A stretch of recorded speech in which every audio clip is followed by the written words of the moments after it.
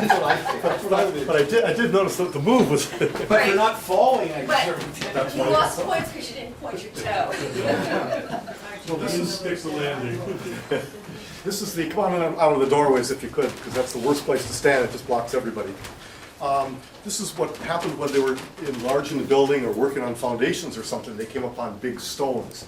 Of course, the archaeologists have nothing else to do and we were unemployed, so we got involved immediately.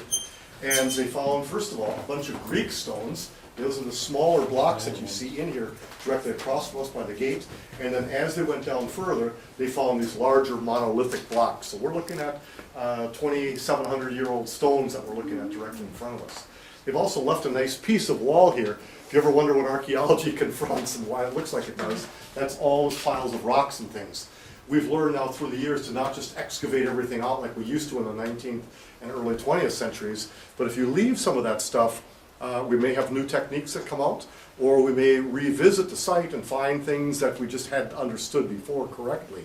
So by leaving some parts untouched, we have those capabilities. So that's what you're actually looking at over here.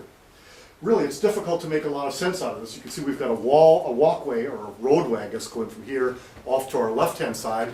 And let's go on down a little bit further and take a little bit more of a look. And you can see with your eyes where the Phoenician buildings are, and where the Greek things are built on top of that, and we've got medieval structures on top of that. 1984 is when they first found these things, and I don't know how much they've done since.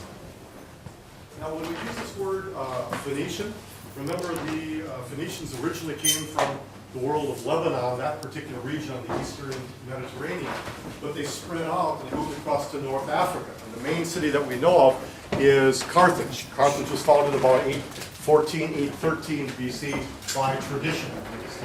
So when we talk about Phoenician peoples, don't think about those Phoenicians coming from Lebanon, but think of them coming from North Africa. It's a much shorter distance.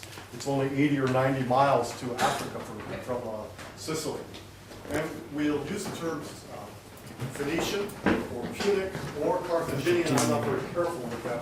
There may be real distinctions between them, but really is North African pre-Greek peoples that are settling in these areas.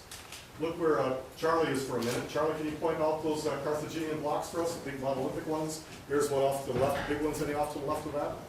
Yep, right across from him. There's a whole Carthaginian, probably gate posts or wall entrance, wall blocking areas with these big monolithic stones. No mortar was used, they're just laid and held in place by gravity, one on top of the next. And then you can see smaller and later additions to the stones like that in there. So it's kind of nice to get to see these old underpinnings, and for those of us trying to get the sequence of Sicilian history together, this is it. Other than prehistoric kinds of things, this is the real beginnings of things, going back to about the 8th century BC, and then we'll have later peoples coming in on top of this literally. Looks like they had a water course out here. Yeah, you do find some later water courses that were pushed through, and everybody just pushed them in and didn't think much of what else is there. Okay, well, should we try to go upstairs?